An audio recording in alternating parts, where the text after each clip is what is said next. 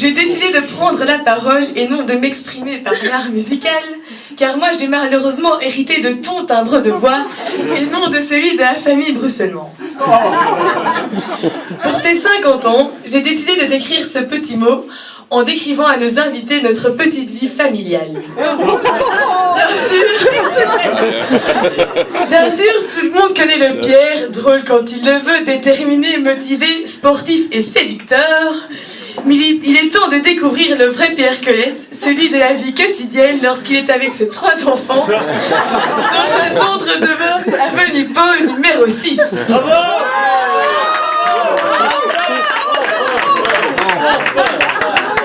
Pierre Junior. Après de nombreuses tentatives de déménagement dans lesquelles tu as essayé de nous embarquer tous les 3, tu as bien fini par t'installer au final dans notre cher quartier d'enfance, à 100 mètres à peine de chez maman. Heureusement d'ailleurs, car c'est, je pense, en partie grâce à ça, que toi et maman êtes restés si soudés et avez su continuer à vous occuper de nous, en étant séparés certes, mais ensemble tout de même. Nous vous remercions 1000 fois pour ça. Bref, avenue Paul, nous y sommes très bien. Première chose, lorsqu'on arrive chez nous, il faut bien sûr trouver la clé pour rentrer. Papa, n'ayant pas pris la peine de faire des doubles pour ses enfants, préfère mettre la clé dans une petite cachette. Mais alors là, sacrée cachette, papa. Tout le quartier la connaît.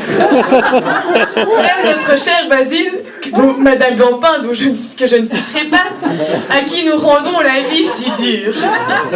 Il faut savoir que papa, ne réagissant tellement pas lorsqu'elle se plaignait du bruit de ses enfants la nuit, que cette dernière a décidé d'envoyer une lettre à maman, habitant 2 rues plus loin, afin qu'elle s'en charge à sa place.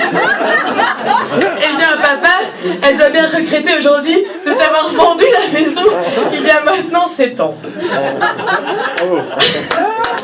Une fois entré dans la maison, on se dirige d'abord vers la salle à manger qui se trouve sur votre gauche.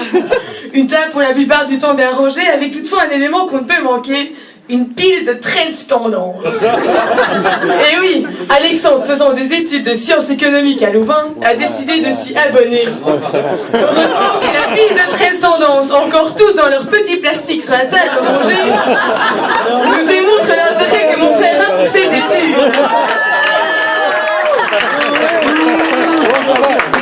Papa peut arrêter l'abonnement à chaque fois qu'il les voit, mais comme d'habitude, Alex le convainc à chaque fois en lui promettant qu'il lira le prochain.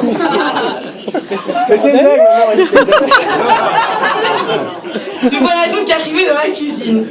Pièce la plus moderne de la maison, refaite l'année dernière, papa a choisi tout le design et on est très fiers. Car à celui qui ne dépose pas son assiette directement après usage dans le lave-vaisselle, là-dessus il est très strict. Lorsque vous arrivez dans le frigo, il y a 2 scénarios possibles. 1, il est vide. 2, il se compose de ces 3 ingrédients fétiches. 1, du poulet curry. 2, de l'américain. Et 3, un paquet de tomates cerises pour faire genre.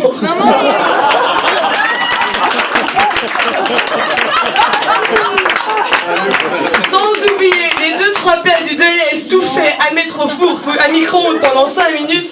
Eh bien papa, je peux te dire que les œufs de ce paloteuse et le poulet titi caca, on en a jusque là.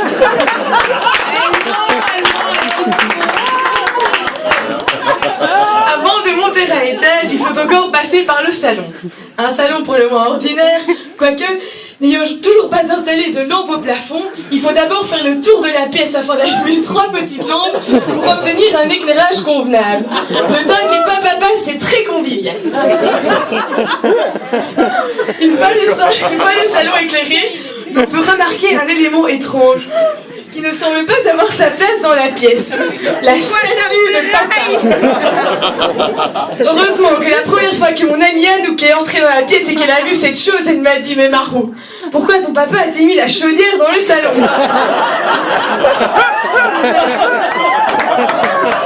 J'ai dû la convaincre que c'était bien une œuvre d'art achetée par papa qu'il adorait sincèrement.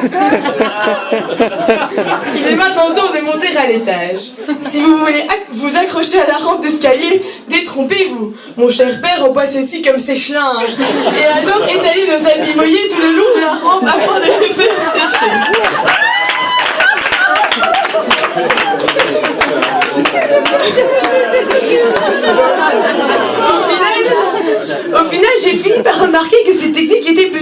travail, car les virements, une fois secs, glissent de même vers le bas. Ce qui fait qu'au final, on obtient un paquet de vêtements secs dans notre hall d'entrée. Pas mal ton idée, papa. La première pièce que l'on croise en montant les marches est une petite pièce sur sa droite que papa aime bien appeler son bureau.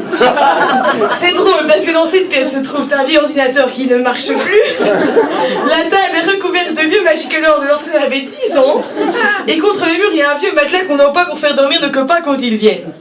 Mais tout de même, pour papa, c'est son bureau.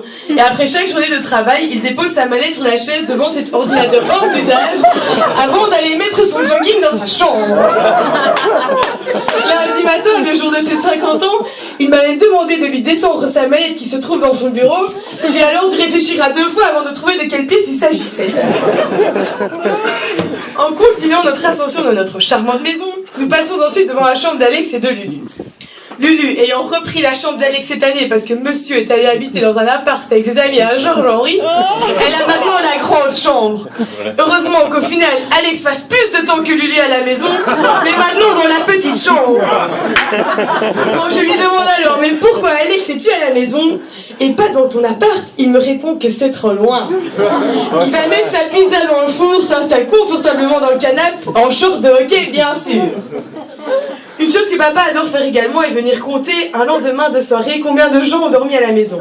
Il ouvre les portes, compte le nombre de têtes et va ensuite acheter le nombre de coups au chocolat exact avant de partir au bureau.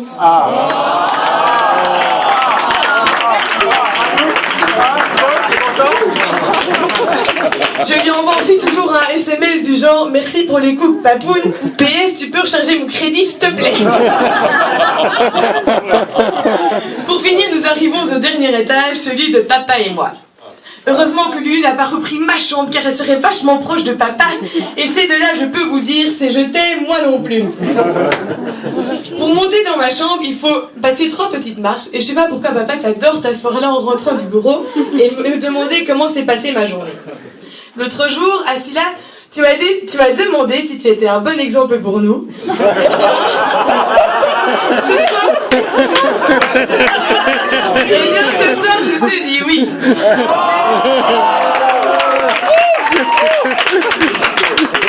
Tes 3 enfants sont très fiers de toi, t'aimes super fort et tu es un parfait exemple pour nous. Bonne année, papa.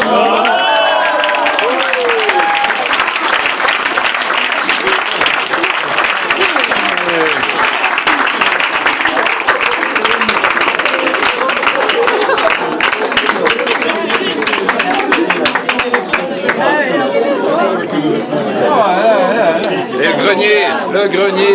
Oui, là-bas, on peut parler de la chambre de piège. Oui, Barousse, on va te parler de la chambre de ton papa aussi, hein, c'est